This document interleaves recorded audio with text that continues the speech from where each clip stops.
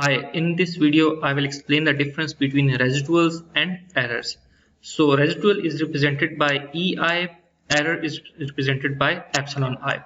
Yi represents the observations, yi hat is the predicted value or estimated value or fitted value based upon the regression equation.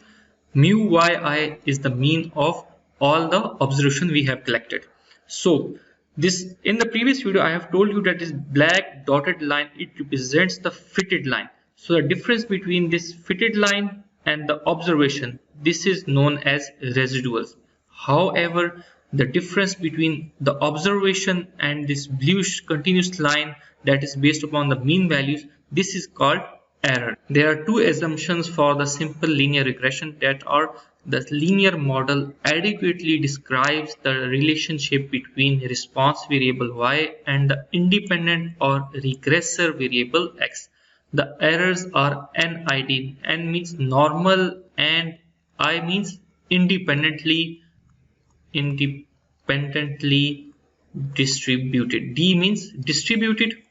And then this 0 means that mean of all the error is equal to 0 with the variance equal to sigma square. Means that the variance of the observation or variance of these error will give us the overall variance in the data. The parameters or the coefficient beta naught and beta 1 are unknown and should be estimated based upon the experimental data or observed data. In order to validate our first assumption, we first draw a scatter plot. Scatter plot it contains only these data points. There is no this line in the scatter plot. It contains only data, and the scatter plot tells us that whether there is a pattern exists between the observation. The pattern can be increasing, the pattern can be sometimes like this, the data is going downward, the pattern can be decreasing, or there may be no pattern if the data is like this. There is no pattern, not increasing, not decreasing.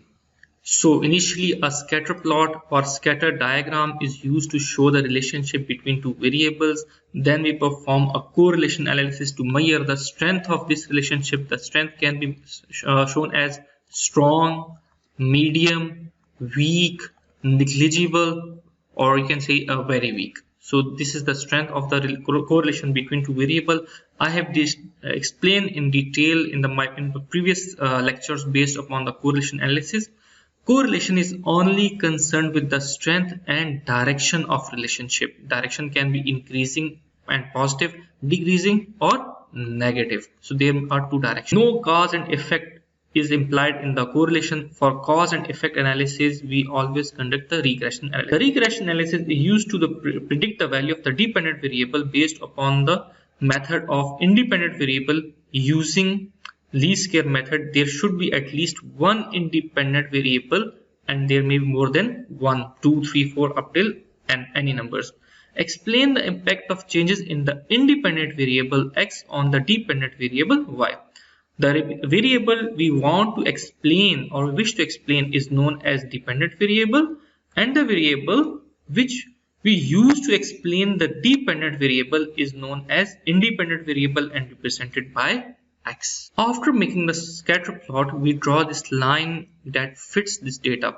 Means the line is drawn in such a way that there should be minimum residue. After plotting this data, we draw this line that fits this data in such a way that we have least residuals, as I discussed in the previous slide. These are the few formulas. Based upon these, we will solve problem. So alternatively, we represent the beta naught by a, and over beta 1 is equal to b, and this notation will be used in the formulas.